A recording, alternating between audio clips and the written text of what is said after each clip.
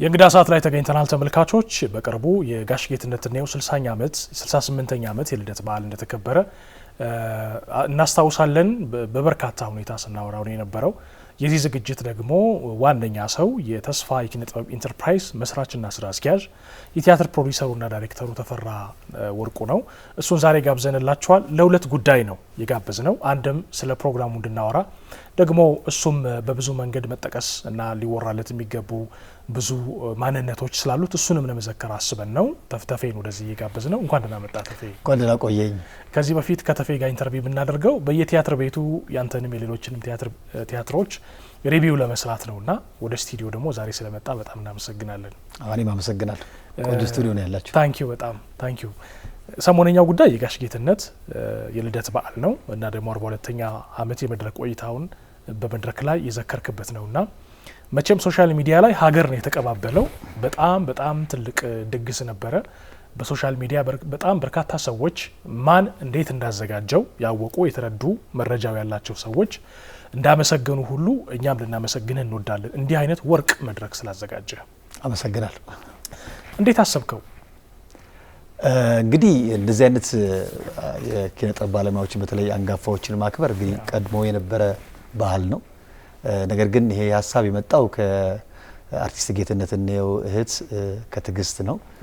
ትግስት እንግዲህ ከዚህ ቀደም በተለያየ አጋጣሚ ስንገናኝ የጌትሽ መከበር አለበት ከቱም እንዲያት ፕሮግራሞች እኔ ብዙ ጊዜ ስለምሰራ መወደስ አለበት ላይ ነበር። እኔ ደግሞ እንደምታስታውሰው አንተም ከዚህ ቀደም የቴዎድሮስ ራዕይ የተሰኘ ቲያትር 150 ሰው የሚሰራበት የመድረክ ተውኔት ከኢትዮጵያ ብሔራዊ ቲያትር ቀጥሎ እኛን ፕሮዲዩስ ያደረግ ነው። ለአንድ አመት አሳይተን ነበር ይሄን ቲያትር። በዛ ከጌትሽ ጋር በጣም ቅርብ ነበር፣ በጣም እንግባባ ነበር። ስለዚህ እንዲህ አይነት ፕሮግራሞችን ለሱ መስራት ለኔ እንደ ትልቅ እድል ነበር የቆጠርኩት የነበረው። ስለዚህ ሀሳቡ እሱ አስተመጣልኝ ወዲያ ወደ ተግባር ነው የገባ ነው። ለአንድ ወር ያህል የድርጅታችንን ቢሮ ዘግተን በዚህ ጉዳይ ስንሯሯጥ ቆየን።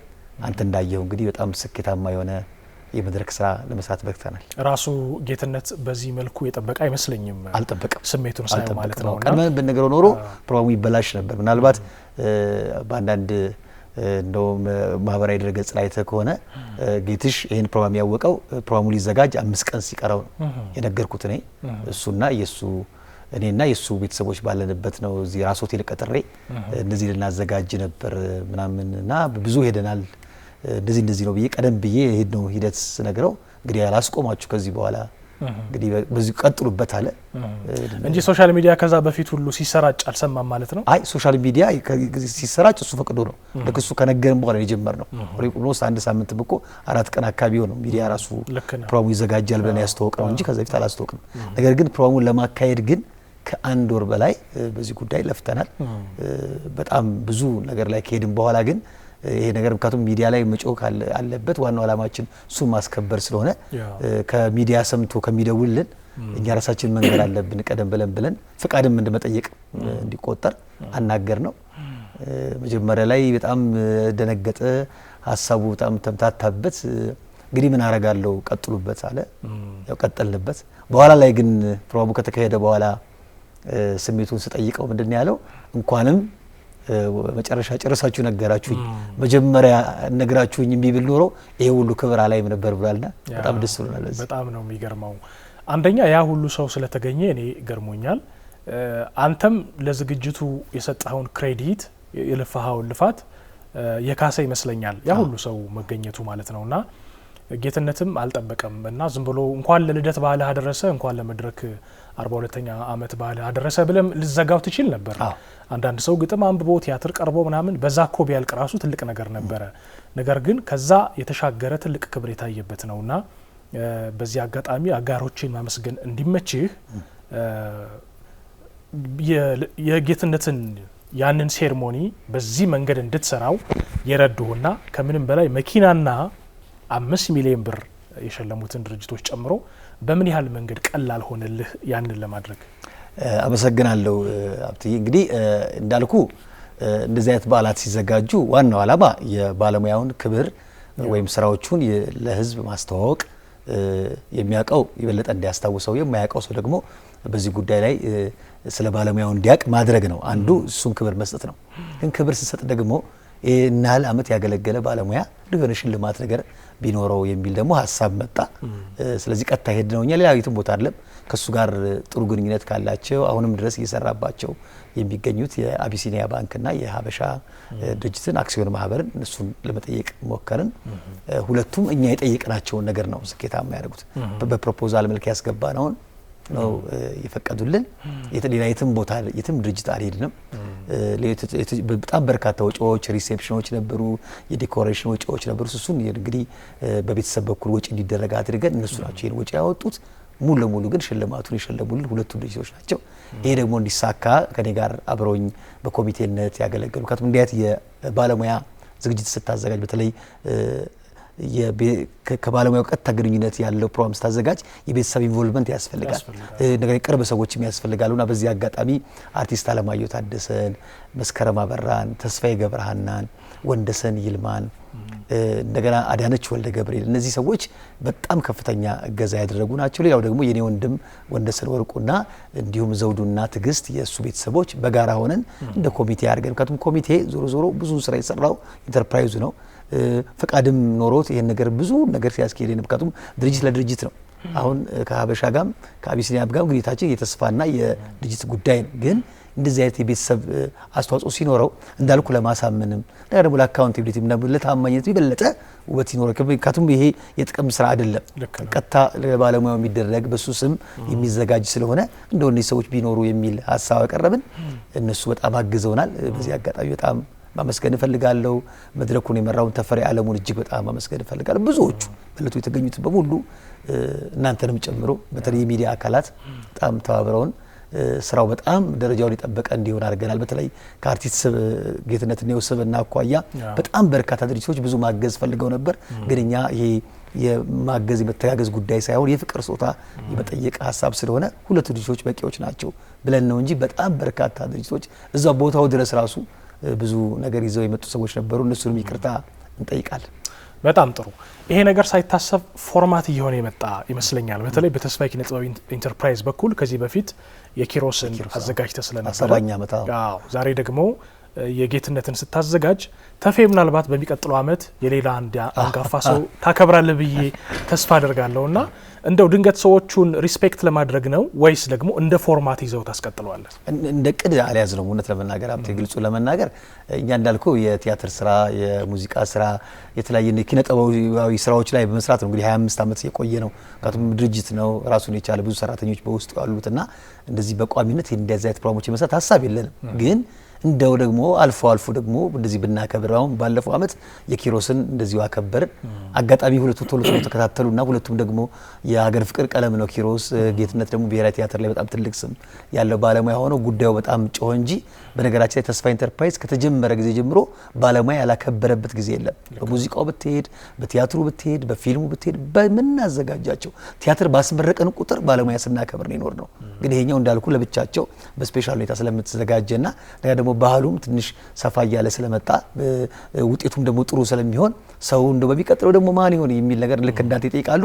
እንግዲህ አናቅም፣ ልንሰራ እንችላለን። ነገር ግን ባንሰራ እንኳን ከሚሰሩ ሰዎች ጋር ግን እየተባበርን ባለሙያዎቻችንን የማክበር የማንገስና እንደው ከፍ የማድረግ ስራ ግን እንሰራለን። ይሄ ትልቅ ነገር ነው። ካቱም እነሱ ሲከበሩ እኛም መንገዳችን እንከበራለን። ለሙያውና ለተተኪው ደግሞ ወጣት ትልቅ አስተዋጽኦ ይኖረዋልና እንቀጥልበታለን። ግን ማን ነው ተረኛው የሚለው አሁን ማወቅ አልችልም። በጣም ጥሩ።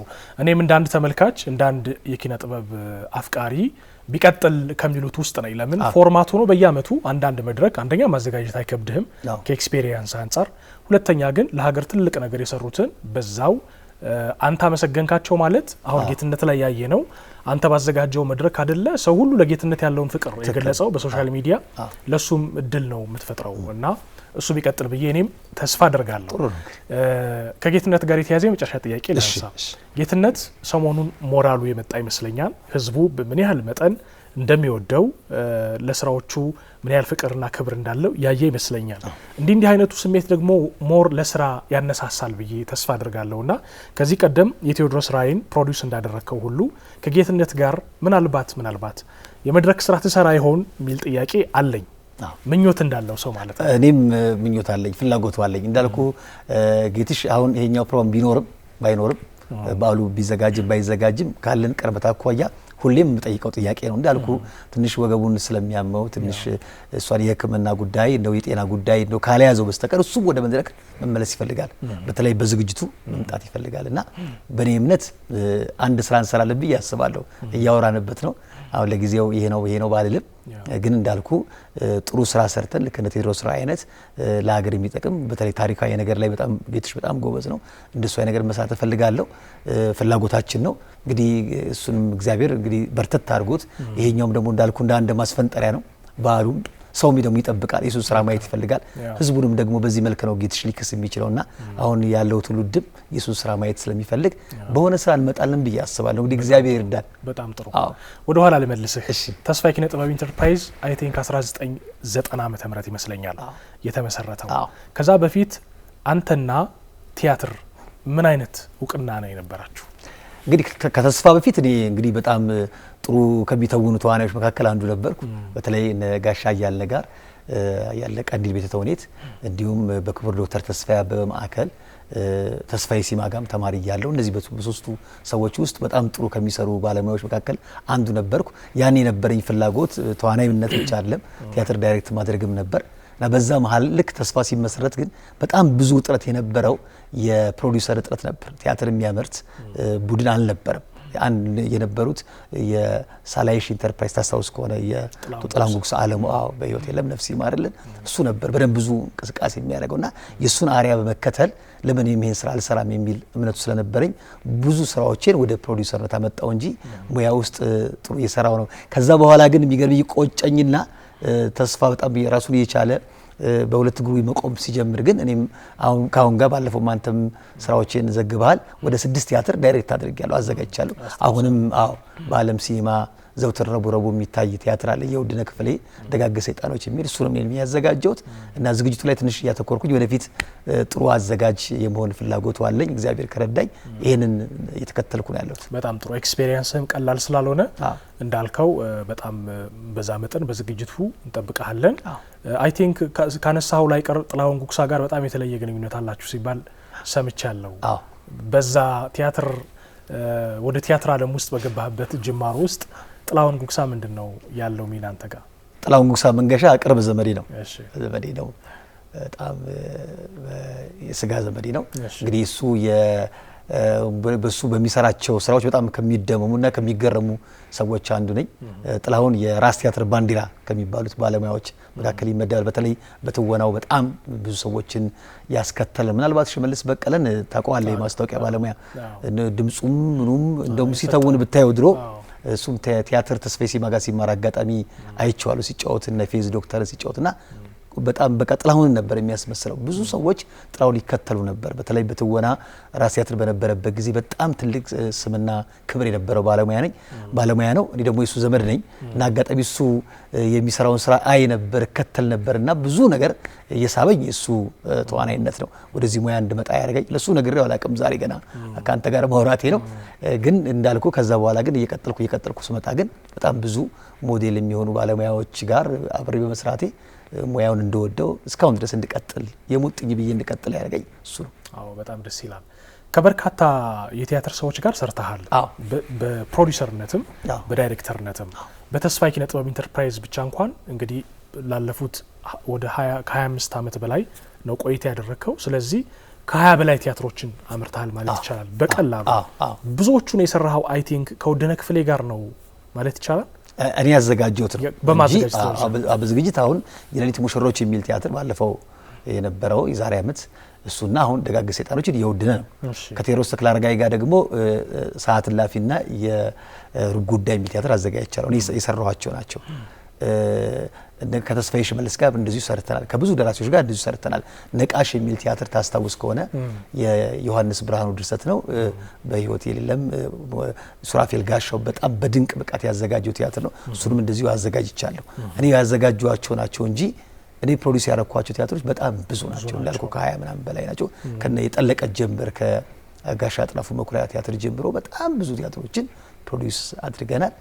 እንዳልኩ 2 ቲያትር የውድነ 2 ቲያትር የቴዲን አዘጋጅቻለሁ። ብዙ ግን ሌሎቹ ግን ደራሲዎቹ ያው ካቱም ቲያትርና ድርሰቱና ዝግጅቱ ይመጣል እኔ ፕሮዲዩስ ማድረገውና ከገነ ጌትነትን ጨምሮ ብዙ ናቸው ከብዙ ደራሲዎች ጋር ሰርተናል። በቅርቡ እንኳን የሎሬት ጸጋዬ ገብረወልድን ሀዌ ፐፑ የሚለውን ቲያትር ተስፋዬ ሲማ አዘጋጅቶት እኔ ፕሮዲዩስ ያደረኩት አስታውሳለሁኝ። ብዙ ሰው ፕሮዲዩስ ካደረገ ወደ ፊልሙ ወይም ወደ ሙዚቃ አልበም ትኩረት ያደርጋል። ለምን የማወጣውን ነገር መልሶ ይተካልኛል ቢቻል ደግሞ ትርፋማ ሆንበታል ብሎ ያስባል። ቲያትር ፕሮዲዩስ ማድረግ ከትርፋማነት አንጻር እንዴት ይገለጻል? ምንስ አይነት ቻሌንጅ አየህበት? ቲያትር እንግዲህ አሁን አያተርፍም ያተርፋል የሚለውን ነገር ስትወስደው እንግዲህ እየኖርንበት ስለሆነ አያተርፍም ልል አልችልም። በሆነ አንዱ ቲያትር ያላከስራል አንዱ ቲያትር ደግሞ ውጤታማ ያደርጋል። ግን እኛ የምንሰራው ግን ትርፉን አስበን ሳይሆን ሙያውን በጣም ስለምንወደው ነው።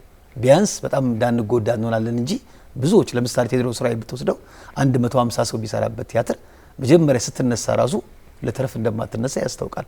ይሄ በ200 ብር መግቢያ ዋጋ ምን ያህል ሰው ቢገባል ታገኛል። ነገር ግን እንደዚህ የሚያግዙን በጣም በተለይ ተስፋ ኢንተርፕራይዝ ለዘመናት በጣም በርካታ የሚወዱት የሚያከብሩት በጣም በርካታ ድርጅቶች አሉ ከኛ ጋር የስራ ግንኙነት ያላቸው በማስታወቂያውም በሬዲዮ ስራው በብዙ ነገር የምናውቃቸው ቲያትር ባወጣን ቁጥር የሚያግዙን አሉ። በጣም ደጋግ ኢትዮጵያውያን የቲያትር ወዳጆችና እነሱ በሚያደርጉት ድጋፍ ወጪዎቹን እንሸፍንና የባለሙያዎችን ክፍያ እንሸፍንና ትንሽ ነገር ካገኘን ብለን ጥረት እናደርጋለን። ዞሮ ቲያትር አትራፊ አለ። ግን ከቲያትር ውጭ ግን እኛ ሌሎች ስራዎች እንሰራለን። የሬዲዮ ስራዎች አሉን። ድሮ ምናልባት ሙዚቃ ኮንሰርት እናዘጋጅ ነበር። የፊልም ሞከረባቸው አጋጣሚዎች አሉ። እነዚህ ደግሞ ልዩ ልዩ ፕሮግራሞችም ከተለያየ ኤንጂኦዎች ጋር የምንሰራቸው ስራዎች አሉ። እነሱ ውጤታማ ያደርጉናል እንጂ በቲያትር ግን አንድ ቀንም አትረፈንም አናውቅም። ስላላተረፍን ግን በጣም ደስተኞች ነን። የምንወደው ሙያ ነው። በዚህ ነው የቀጠለው። መስራቱ ብቻ ያስደስታል። ባለሙያው እድል ሲያገኝ አንዳንድ ከመድረክ የራቁ ባለሙያዎችን የምንጠራበት አጋጣሚ አለ። ጽሁፋቸውን ይዘው ቲያትሩ 4 አመት አሁን እንኳን የውድነ ክፍሌ እንደጋገ ሰይጣኖች ብትወስድ 4 አመት 5 አመት ያልተሰራ ቲያትር ነበር። ተሞክሮ በአጋጣሚ ለመድረክ ግን አልቀረበም። ሌሎችም ቲያትሮች እነዚህ እድሎችን ሲሰጥ በጣም ደስ ይለናል። የተረሱ ባለሙያዎችን የማምጣትም ሀሳብ ስላለ አላማው ብዙ ስለሆነ ብዙ ተቸግረን አናውቅም። ባለማግኘታችን ብዙም አይከፋንም። ምን ወደው ሙያ ነው። በምን ወደው ሙያ ደግሞ መከበር ቅድም እንዳልከው ነው እንግዲህ መከበሩም ዛሬ ካንተ ጋር እንድናወራ የሚያደርገን ይሄ ጥበብ ነው። በጣም ጥሩ። አንተ በቲያትሩ ላይ ያለን ፋይዳና አስተዋጽኦ ብዙ ሰው ያውቀዋል። ሙያውን የተጠጋ ሰው ስላንተ ስለተፈራ ወርቁ ሰው ብዙም አያውቀውም ብዬ ማስበው ከሙዚቃ ጋር የተገናኘው አስተዋጽኦ ነውና አንዲት ገጠመኝ አንስተን ስትነግረኛለህ። ቴዎድሮስ ካሳሁን፣ ፍቅር አዲስ ነቃ ጥበብ፣ ተፈራ ነጋሽ፣ አክሱማዊት ባንድ እና አንተ 1990ዎቹ መጀመሪያ አካባቢ ይመስለኛል። ምንድን ያገናኛችሁ? እንግዲህ ገጠመኝ ነው ብዬ ባልልም እንግዲህ ተስፋ ኢትዮጵያ ኢንተርፕራይዝ በጣም ብዙ ሰዎች የሚያውቁት እንዳልኩ አሁን በቲያትሩ ነው። ቲያትሩ ላይ ብዙ ስለቆየንበት የተወሰነ ጊዜ ሙዚቃ ሰራንና ስላቆምን በሙዚቃ ያለን አስተዋጽኦ ብዙ አይታወቅም እንጂ እኛ ከክቡር ዶክተር ጥላሁን ገሰ ጀምሮ እስከ ትንሹ ጥላሁን አብነት ግርማ ድረስ የሙዚቃ ኮንሰርት በማዘጋጀት በጣም ነው የምንታወቀው። በተለይ አዲስ አበባ ኤግዚቢሽን ማዕከል ያኔ 90ዎቹ አካባቢ በጣም ረጃጅም ሰልፎችን ካየ ያኔ ተስፋ ያዘጋጃቸው ፕሮግራሞች ናቸው።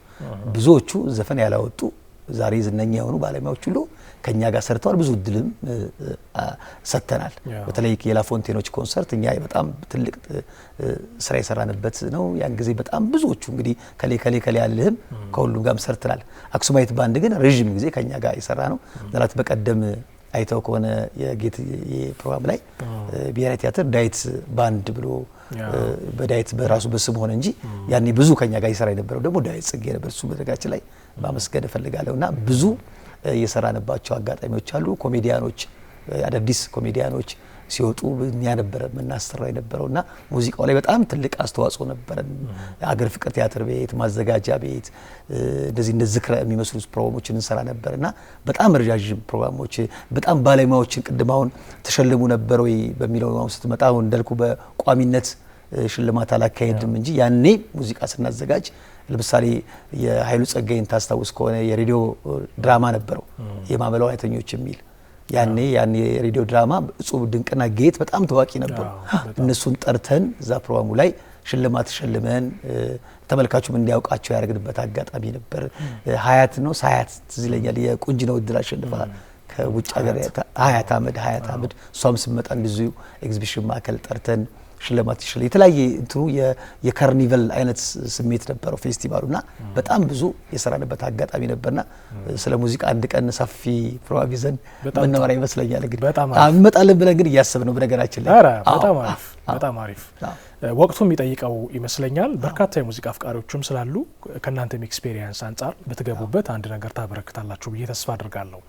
በጎ አድራጎት ባለበት ሁሉ አንተ አለህ። የኪነ ጥበብ ሰዎች ሲጎዱ ደስ ሲሰኙም አንተ አለህና ዛሬ እንኳን የመጣኸው ከአንዲት እውቅ አርቲስት የ40 ቀን መታሰቢያ ፕሮግራም ነው። ስለ እሷ ጥቂት እንድትነግረኝ ፈልጌ ነው ይህንን ያነሳሁት።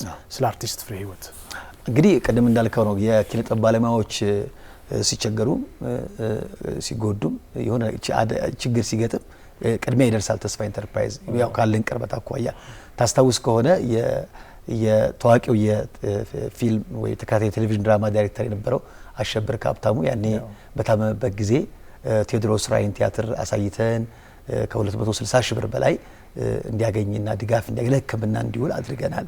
ያን ጊዜ በራሳችን ተነሳሽነት ሌሎችም ባለሙያዎች እንደዚህ አይነት ችግር ሲገጥማቸው ከጎናቸው እንሆናለን። ያ ደግሞ ሙያው የሚጠይቀው ነገር ነው። ችግር አይገጥማቸው ግን ሲገጥማቸው ቅድሚያ ቶሎ የመሰለፍ ነገር አለ። በቲያትሩም ነገር በግል ፐርሰናሊ ምን ሆኔ እንደ ተፈራነቴ ከጎናቸው ሆናለሁ። አሁን በቅርቡ ዛሬ አሁን የመጣሁት እንዳጋጣሚ ሰንበትም ስለሆነ ልብሴን እዚሁ አንተ ጋር ቀይሬ ነው እንጂ ዛሬ የምንወዳት የተስፋ ኢንተርፕራይዝ በጣም ቅርብ ሰው የሆነችው አርቲስት ፍሬህይወት ባህሩ ካለፈች ዛሬ 40 ቀኗ ነው። የ40 ቀን መታሰቢያ ነበር፣ የሐውልት ምርቃት ነበር። እዛ ቆይቼ ነው የመጣሁት። ሌሎቹም ባለሙያዎች እዛ ናቸው አሁን ያሉትና ፍሬህይወት በጣም ትልቅ ባለሙያ ነች። በተለይ ተስፋ ውስጥ ብዙ ስራ የሰራችና ለሙያም በጣም የተሰጠች ባለሙያ ነችና ነፍስ ይማር ማለት ፈልጋለሁ። ከሷ ነው ወደዚህ ወደ አንተ የመጣሁት። በጣም ጥሩ። እኔ ጥያቄዎችን እያጠቃለልኩ ነው። እንደው በመጨረሻ አንድ ጥያቄ ልጠይቅህና አንተ ማለት የምትፈልገውን ጨምሮ እሱን ነጥብ ታነሳልኛለህ። አሁን ባለው የቲያትር ገበያ ውስጥ የቲያትር ቤቶችን እንቅስቃሴ ደግሞ እንዳንተ በግል በኢንተርፕራይዝ ዘርፉን ማገዝ የሚፈልጉ ሰዎች ከቲያትር ቤቶች ጋር ያላቸውን ግንኙነት አጠቃላይ የዘርፉን እንቅስቃሴና ያለውን ፈተና እንዴት ነው የምትረዳው? አንተስ ደግሞ ይህን ሁሉ አልፈህ ቀጥሎ ምን መስራት ታስባለህ? በጣም ጥሩ ጥያቄ ነው የጠየቀኝ። ቲያትር ቤት አካባቢ ያለው እንቅስቃሴ ብዙም እንደ በፊቱ አይነት አይደለም። እንዳልኩ ነው ተመልካች በጣም በፊት እንደነበረው አይነት እንቅስቃሴ አይደለም። ግን ያ ማለት አንጻራዊ ነው። አንዳንድ ጊዜ ተመልካች በጣም የሚመጣባቸው ስራዎች አሉ። እንደ ፕሮዳክሽኑ ነው። አሁን በቅርቡ ብሔራዊ ቲያትራውን ብትመጣ ንጉስ አርማ የሚለው ቲያትር ከመምጣቱ በፊት ተመልካች አልነበረም። አሁን ግን በጣም በሰልፍ ቲያትሩን ሰው እያየ ነውና ጥሩ ስራ ብናቀርብለት የቲያትር ተመልካቹ ቲያትርን የማየት ፍላጎት እንዳለው ተረድቻለሁ። ግንኙነታችንን እንግዲህ የአዳራሽ ተከራይና አከራይ ጉዳይ ነው። የቲያትር ቤት አካባቢ በተለይ ለኢንተርፕራይዝ ብዙ የተለየ እድል የለውም። ግን እኛ ደግሞ ወካቱ ፕሮዳክሽኑን ጨርሰን ሰርተን ስለሆነ እዛ የምንመጣው መድረኩን ካገኘን ቲያትራችን ተገምሞ ካለፈ እኛም እንደ ማንኛውም ሰው ትርኢት እናሳያለን። እንደዚህ አይነት እገዛዎች ብዙም የሉ ቲያትር ቤት አካባቢ ለኢንተርፕራይዝ። ግን በጋራ ነው ሁላችንም እንደ ስቴክ ሆልደር ስለሆነ የምንታየው አብረን በጋራ ብንሰራ ኢንተርፕራይዞችን ኢንከሬጅ ቢያደርጉ ቢያበረታቱ፣ በተለይ የአዳራሽ ክራይ በመቀነስ አንዳንዴ ነፃን በመስጠት ቢያግዙ በጣም ጥሩ ነው ብዬ ገምታለሁ። ግን እስካሁን በዚህ መንገድ የመጣ አንድም የቲያትር ቤት ተቋም አልነበረም፣ ኖሮም አያውቅም። ሁሉም ኢንተርፕራይዝ ምክንያቱም በነገራችን ላይ በጣም ብዙ ኢንተርፕራይዞች ነበሩ ፈቃድ አወጥተው የነበሩ። አሁን የቀረው እንግዲህ አንድ ሁለት ቢሆን ነው ከኛ ጋር። ብዙዎቹ የድሮዎቹ ቀርተዋል።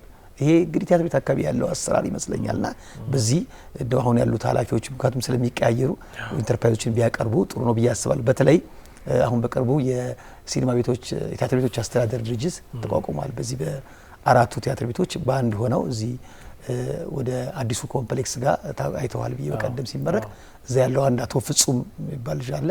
እሱ ትንሽ እየመጣበት ያለው ነገር ደስ ይላል። ኢንተርፕራይዞችን የማቅረብ ኑ ስሩ የማለት ነገር እያየሁበት ነው። ወጣትም ነው፣ በዛ ላይ ባለሙያም ነው። ሲተውንም አይቼዋለሁ ዩኒቨርሲቲ ውስጥና እንደሱ ባለሙያዎች ቢመሩት ባለሙያዎች ቢያግዙ ለውጥ ያለው ነገር ይመጣል ብዬ አስባለሁ።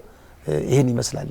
ሀብቲ በጣም ጥሩ፣ በጣም ነው የምናመሰግነው። የጋሽ ጌትነት እኔውን የተሳካ መድረክ ምክንያት በማድረግ ነው አንተን የጠራንህ። ብናወራ እና እያንዳንዱን ስራዎችን ብንፈትሽ ሰፊ ነገር ልናወራ እንችላለን። በቀጥታ ስርጭት ካለን ሰዓት አንጻር ግን ላንተ ስትመጣ ያሰብኳቸው ጥያቄዎች እነዚህ ናቸው። ምናልባት ከመጣሁ ላይ ቀር ሳልገልጸው ባልወጣ የምትለው ሀሳብ ካለ የተወሰነ ደቂቃ ልስጥ። ምንም የለም። በጣም ሰፊ ነገር ነው። እንደዚህ እናወራለን ብዬ ማላሰብኩም።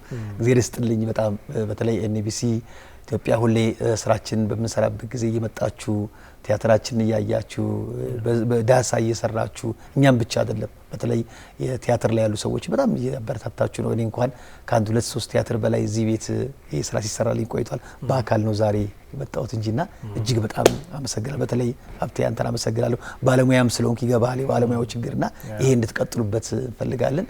ወደፊት እንግዲህ በተለያየ ስራ ለመምጣት እናስባለን። ተስፋ እንግዲህ በጣም ጥሩ እንቅስቃሴ ላይ ነው ያለው። አላቋረጠም።